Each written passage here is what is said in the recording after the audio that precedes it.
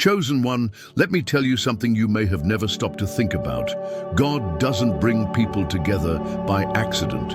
When your path crossed with that person's, it wasn't coincidence, it wasn't luck, nor just a simple episode in your life.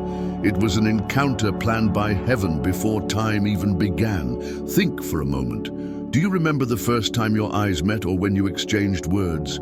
Maybe it was a conversation that felt strangely familiar. A gaze that seemed to pierce your soul, or even that restlessness inside you, as if something whispered, "Hey, pay attention. This is different."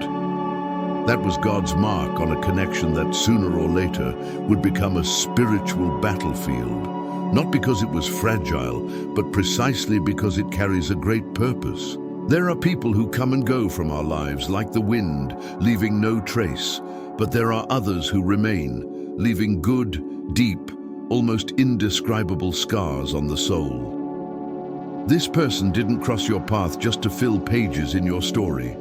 They are connected to your purpose, to your mission, someone who came to shape you, to challenge you, and to push you toward the destiny God has already written for you. And that's why this bond feels so intense, so different, even heavy at times.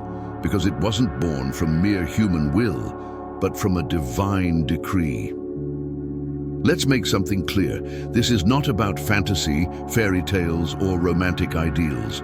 What's at stake here is purpose. God doesn't connect his chosen ones to just anyone without a reason. Sometimes the person beside you holds keys to doors you could never open alone. Other times, they act like a mirror, reflecting parts of yourself you'd rather hide but need to face in order to grow. There are moments when they are exactly the one designated to walk with you through the storms, so you won't abandon the promise out of loneliness. Every detail matters, every dialogue, every conflict, every reconciliation. It's all part of a much greater story than your feelings can grasp. And here's the point. The enemy sees this picture even when you see nothing. He knows the risk that two souls aligned by heaven represent. He understands the power that arises when purpose meets unity. That's why the attacks increase. That's why confusion sneaks in. That's why doubts scream louder in your mind at night. The harder he fights, the more evident the truth becomes. The enemy does not waste energy on empty bonds. He only invests against what threatens his domain. Chosen one, hold on to this truth firmly. When God writes a story, the enemy rises with strength. That is why you feel so much resistance. That is why you have asked yourself, if this is from God, why does it hurt so much? The answer is simple. It hurts because it matters. It feels heavy because it is sacred. If this connection were just fleeting, it would have faded away in silence long ago. But the fact that you are still here, still feeling this bond in your spirit, still unable to let go despite so many storms, that is proof that there is an eternal purpose behind it. Can you see it now? That first encounter was not just the beginning of a relationship, it was the sign of a mission.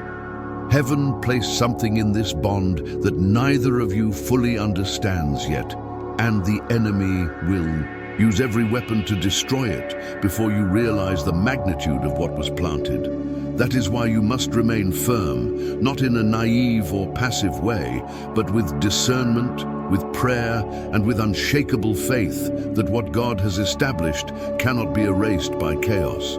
Feel this deep within your heart. You are dealing with something sacred. This connection was never a mistake. It is part of a greater plan. And when this truth becomes anchored within you, everything about the struggle you face will start to make sense. Now I leave you with a question to reflect on until the next part. If God himself dedicated time to intertwining your path with this person's, would you dare to treat it as something ordinary? Or will you begin to see it as the spiritual battlefield it truly is, the one the enemy is terrified to see you overcome? Pay attention. The battle you are living through is not about arguments, disagreements, or uncomfortable silences. It is not simply about personality differences or wounds from the past. What is happening is far deeper, darker, and more calculated than human eyes can perceive. Scripture reminds us, we do not wrestle against flesh and blood, but against principalities, powers, and rulers of darkness. This means that the pressure you feel, the weight on your chest, that sudden urge to give up, none of it is born from the person standing in front of you. It is the enemy subtly planting seeds of defeat, trying to convince you to give up on a covenant you do not yet fully understand. And his way of acting is always the same. Never obvious, never loud, always hidden between the lines. He takes a small problem and turns it into a wall. He magnifies a disagreement until it seems unbreakable, unsurmountable.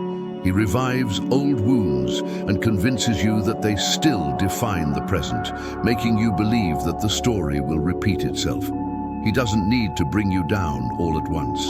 It is enough to wear down your faith little by little until you are the one who lets go of what God has united.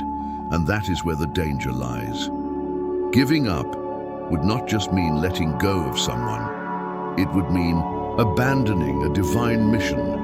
This connection is not just companionship, it is purpose, it is kingdom. There are battles that were never meant for you to face alone. There are missions that should not rest solely upon your shoulders.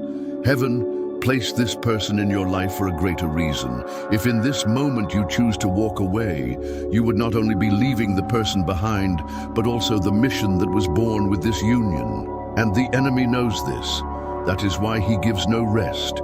He understands that if you remain firm, the fruits that will come will shake him deeply. But if you give up, he won't even need to act any further. He will already have won. Think carefully. How many times have you considered giving up everything, only to feel a strange and deep pain in your heart right after, as if something greater were pulling you back? That pain is not just emotion. It is your spirit declaring that this battle is not about fleeting feelings, but about destiny. Deep down, you know this struggle is bigger than the two of you. That is because the enemy is not only targeting your relationship, but also the powerful impact it will have if it endures. When two chosen ones decide to remain side by side, rooted in faith, they become a living weapon against darkness. They break patterns, heal ancient wounds, and release blessings that flow through generations. And this is exactly why the enemy tries to separate you before you realize the magnitude of the strength you carry together. Chosen one, be honest with yourself. That voice telling you to walk away, does it truly come from God or from the one who fears to death what your union can produce? Because God does not speak through fear. He does not lead through despair. He does not whisper words of surrender. His voice always carries peace, even in correction. It brings direction, even when everything feels confusing, and it brings clarity, even in silence. If the voice you hear only pushes you toward giving up, it is time to discern where it really comes from. The enemy knows how to use apparent logic. He plays with emotions, disguises defeat as prudence, but deep down your spirit feels the difference. Do not fall into this deception. The storm you are facing does not mean your connection is fragile. On the contrary, it is proof that it is far too powerful to go unnoticed. If it had no importance, the enemy would not even waste his time. He does not invest energy in what does not threaten his kingdom. The very attack you are facing is the greatest proof that your union carries weight in the spiritual realm. And here is the point: if you give up now, you will not only be surrendering your relationship, you will also be letting go of the mission God entrusted to you through it. That is why this is not the time to retreat. The stakes are far too high. Your endurance is not just a matter of human love. It is obedience to the divine purpose that brought this person into your life. If you walk away too soon, you will never know what could have been released had you chosen to remain. But if you stand firm, one day you will look back and see that every battle was only preparation for the breakthrough that was coming. Pause for a moment and reflect. This tension you feel is not a sign that you should quit. It is a sign that you are about to touch something the enemy fears with all his strength. The noise of the attack only proves that the purpose is even louder. So I ask you again, whose voice have you been listening to? The voice of God, who designed every detail of your future, or the voice of the enemy, who trembles just thinking about it? Chosen one, do not confuse the weight you carry now with failure. This conflict that feels unbearable, this silence that cuts like abandonment, this pain that makes you question whether it is worth it, all of it is proof of purpose. Job's suffering was not in vain. It was the proof that his faith could endure even the fiercest fire. Do you see the pattern? Joseph's prison, David's cave, Job's ashes, all were breaking points before the victory. Now look at your own story. The silence, the pain, the urge to give up. None of it is coincidence. These are signs that you carry something so great the enemy is desperately trying to erase it. And the greater the pressure, the greater the confirmation that you are close to the promise. It is always darkest before the dawn. It is always most intense before the turning point. If Joseph had lost his faith in the prison, if David had surrendered in the depths of the cave, if Job had cursed God in the ashes, would their destinies have been fulfilled? No. And with you it is no different. It is the trial you are facing is not the end of the story. It is only the final test before the breakthrough. The enemy wants you to believe you are being destroyed, but in truth, you are being refined. The fire did not come to consume you, but to reveal how genuine your faith and your love truly are. And when the dust settles, you will not only have endured, you will rise with the certainty that every tear was worth it. So hold on to this. When the pain presses in, when the silence feels heavy, when the fire burns stronger, dare to believe that you are standing right at the edge of the promise. Because if the battle is this intense, it is because what awaits you on the other side is far greater than you can imagine. Chosen one, remember, the greatest danger is not the storm outside, but the temptation to give up too soon. Think of a seed placed in the soil. When it is covered with earth, it disappears from sight. Days pass, weeks go by, and the ground looks the same, still silent with no visible sign. That is the moment when doubt arrives and whispers, did it fail? Did the seed die? Is this soil barren? But beneath the surface, where your eyes cannot see, something is already happening. Roots are spreading, life is moving, the invisible is working harder than anything visible to you. If you dig it up too soon, just because you see nothing sprouting, you may kill the very miracle that was about to be born. This is how it is with God's processes. When frustration makes us abandon something, we fail to see that He is still tending to it in silence. Just because you have not yet seen change in that person, just because you have not yet heard the words you long for, just because the situation seems unmoved, does not mean heaven is silent. God is the perfect gardener. First, He strengthens the roots. Then, He allows the fruit to appear.